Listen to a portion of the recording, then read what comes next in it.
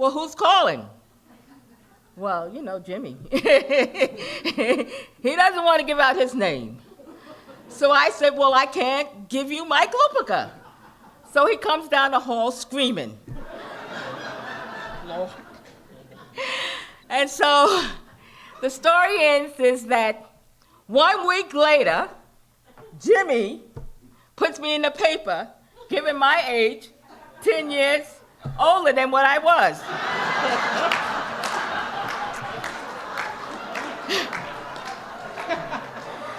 So,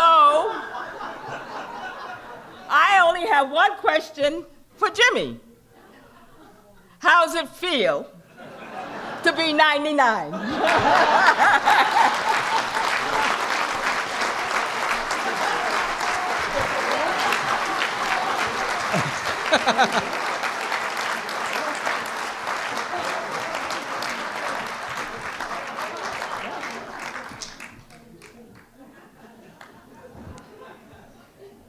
He also paid attention to a woman who's been there for a long time, who works in photo sales, but also helps mesh the joint together. Please welcome Angie Troisi.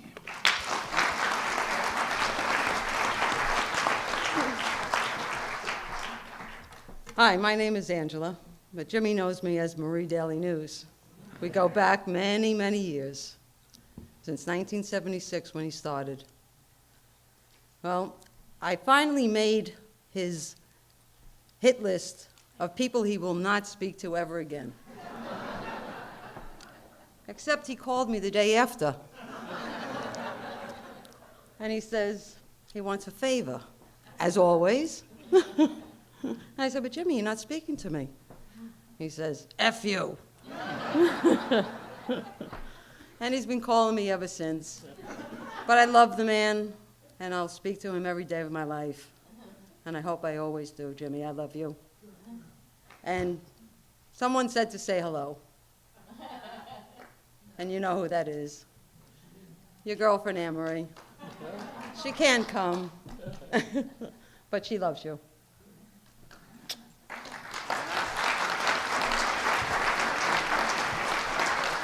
Thank you, Ed.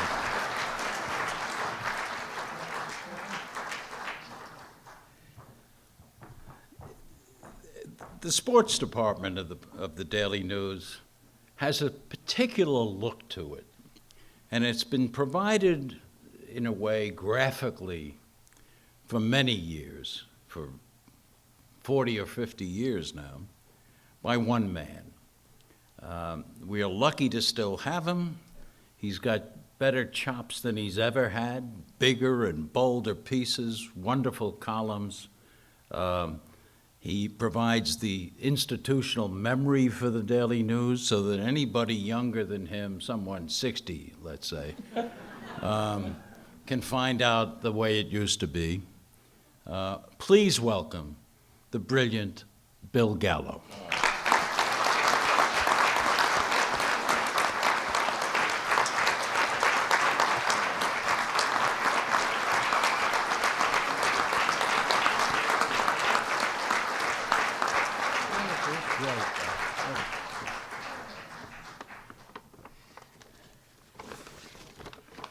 It's a pity that Jimmy already saw this, but I was going to, the paper had to take, it's him with the geezer hat. I'll tell you about the geezers. I started the geezers, being one myself, and I wanted to turn the word around as positive, not negative. So we started this little club, and we have about 400 members in it now. We have meetings once a month in Gallagher's. Anyway, we got together, the board of geezers, and we voted for the number one geezer. The vote was not unanimous. In fact, I broke the tie. But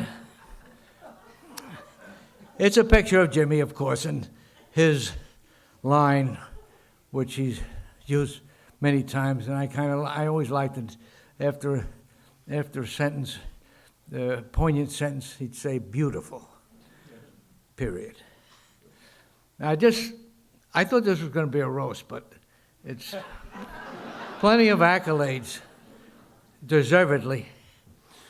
And Jimmy, I'll just say one thing.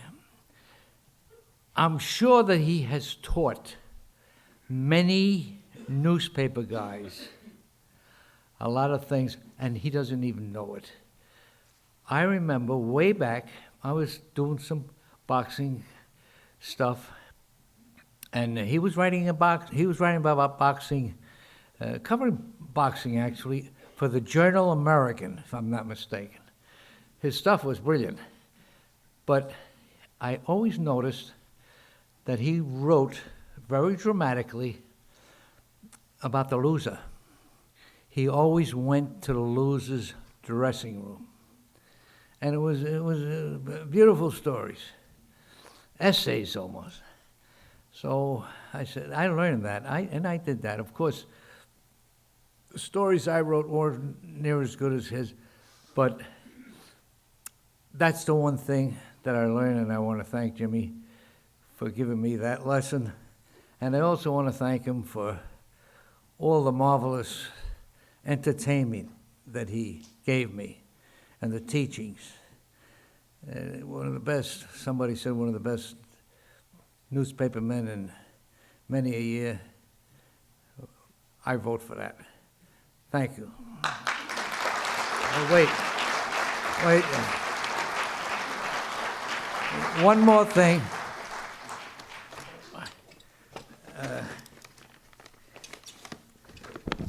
I have about 80 prints of this, and I'm going to put it on the stage, and you, whoever wants one, can have it. Thank you, Bill.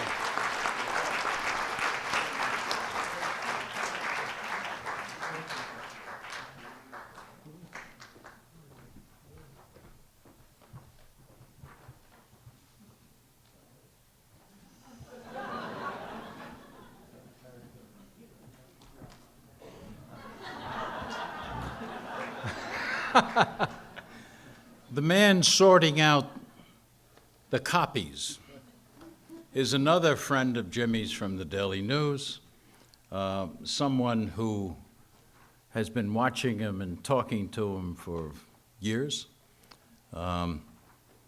He is part of the copy editing operation at the News. Please welcome Vinnie Panzarino.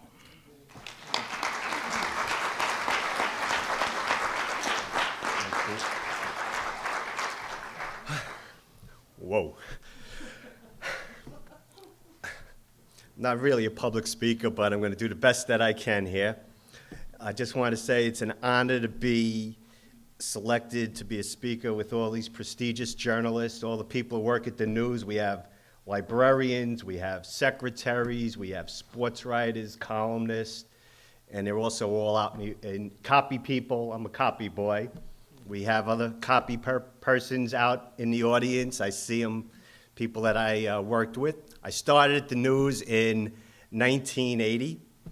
I grew up reading some of Jimmy Breslin's works. Big sports fan, big Mets fan. I read his book, Can Anybody Here Play This Game? I also read, I think I did a book report on the gang that couldn't shoot straight for whatever reason. And I also lived through the Summer of Sam, which Jimmy is quite famous for, and David Berkowitz obviously was a big fan of his, and I'm sure still is. I was lucky enough to join the Daily News in 1980 as a copy boy, so I believe I'm definitely representing the copy boys of past generations. And basically, my story, now I'm going to start my Jimmy Breslin story that hopefully will make you laugh. I was out one night. I was at the Daily News for about 4 months, and I had a roommate of mine who also worked at the Daily News. And it was a Saturday or Sunday night, and I was out partaking in some spirits over the weekend. I think it was a bottle of peppermint schnapps that me and some of my friends celebrated with. So I came home about 4 o'clock in the morning, and I was feeling pretty good, tired. I fell into my pillow, and on my pillow was a note from my Daily News roommate saying that I had to be at work at 8 o'clock. I had to get a Daily News press photography car and pick up Jimmy Breslin at the Pastrami King on Queens Boulevard. Whoa, again. It was not a good time because obviously, like I said, I was out. I had a footprint on the back of my shirt. I was hungover. I had to go to 42nd Street, get the car, drive to Queens. I'm from the Bronx. I was a little nervous. And I had to go to the Pastrami King. I don't even know what a Pastrami King is, but I'm meeting this legend there to drive to the Gene Harris trial up in Westchester. Okay, so the big guy comes rolling in, and I meet him, and I said, Jimmy, I'm your ride. And, you know, he just, okay, you're going to take me there, let's go. And, you know, I think you knew I might have been a little nervous and a little hungover, and he might have also been a little hungover. We get into the car and we proceed to drive up to Westchester to the Gene Harris trial, and I'm like, wow. Here I read this gentleman's books, and now I'm helping him cover a major breaking story. So on our way driving, I think my hangover helped because I think it took a little of the edge off. I think his hangover helped because I don't know if he needed to take any edge off, but he started letting off some steam on me about how I was driving, how soon we were going to get there, and if I was going to know where it was. So we get very close to White Plains, Westchester Courthouse, and he's giving me directions now as to exactly where it is. And we're kind of arguing about this because I'm trying to explain to him that's not the courthouse, that's the Westchester Galleria. And he proceeded to use some very coarse words to me. And I think I used them back. So now I'm like, how freaking cool is this? I read this guy's books and now we're cursing at one another. I cannot wait to go home and tell my father. Well, that's my story in a nutshell. One last thing I just want to say. That was 1980. This is 2009. And I've had a lovely career at the Daily News. I'm very proud to be a part of this fraternity. And whenever I'm typing, people always say, Vinnie, you worked at the Daily News 30 years. Don't you know how to type yet? 2 fingers, what are you, a bird? I said, you know what? If it's good enough for Jimmy Breslin, it's good enough for me. End of story. Thank you all.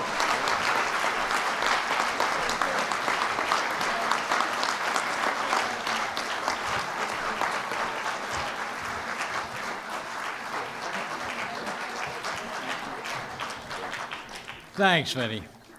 Among the treasures that have been retrieved from the library of the Daily News is this one, dated November 14th, 1976.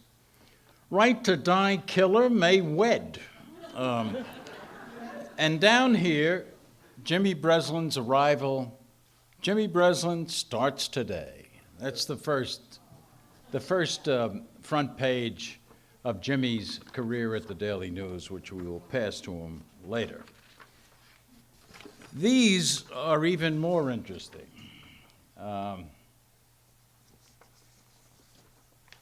They are from a guy that was called the Son of Sam, who's not available to come tonight, since I think he's doing Life 9 times or something. But there's one paragraph that I'd like to read. Not knowing what the future holds, I shall say farewell, and I will see you at the next job. Or should I say, you will see my handiwork at the next job? Remember Miss Loria, thank you. In their blood and from the gutter, Sam's creation with a 44. I was around when Jimmy was getting these letters, and it was one of the spookiest times in New York. And whether Jimmy has them or not, they will be around for many, many years. To lighten things up, Mario Cuomo was supposed to be here. He sent me a speech because he could not come for an engagement that was absolutely unbreakable, and asked me to read the relevant parts. And I think it's important. What the things he says are very important.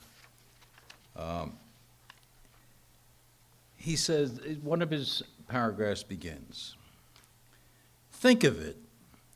Jimmy Breslin still works every day, writing or thinking about writing, and he has done it for 60 years, nearly 22,000 days and nights, except for the short hiatus when doctors were forced to drill a hole in his head to let out of his congested brain some of his unused lines.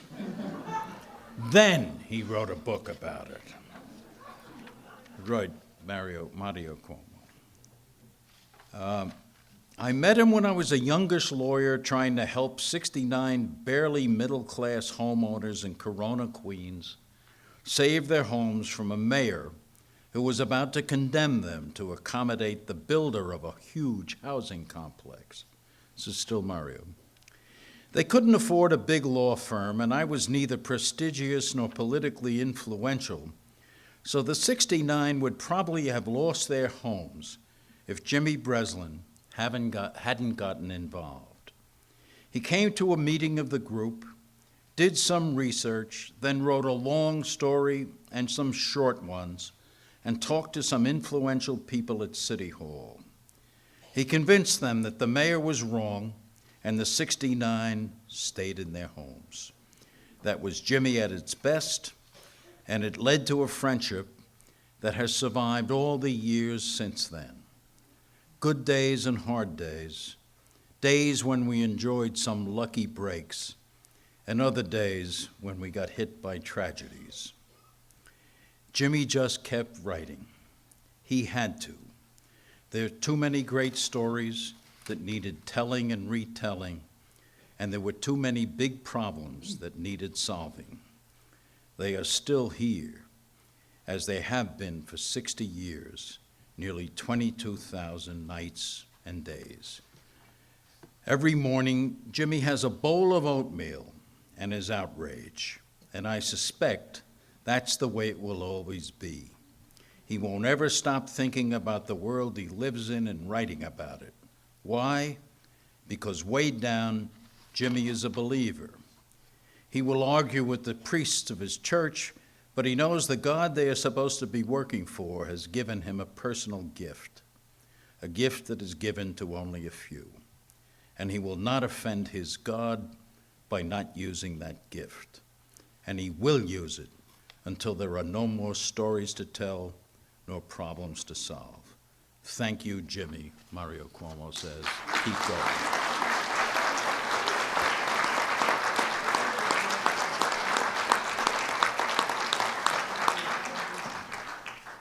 Our next guest spent almost 30 years at Newsday, knew Jimmy well, edited him while writing his own column, a brilliant column that helped explain in a wider context some of the same worlds that Jimmy was trying to explain to readers. His standards were very high. He taught many, many youngsters how to stick to the standards. Please welcome Les Payne.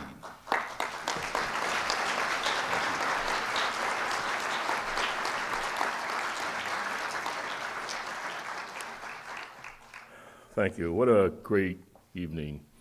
My mother used to say, "Give me my flowers while I can smell them."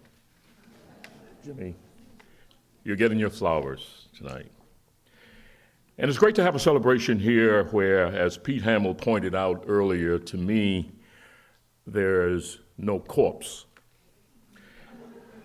And since there's no corpse, in this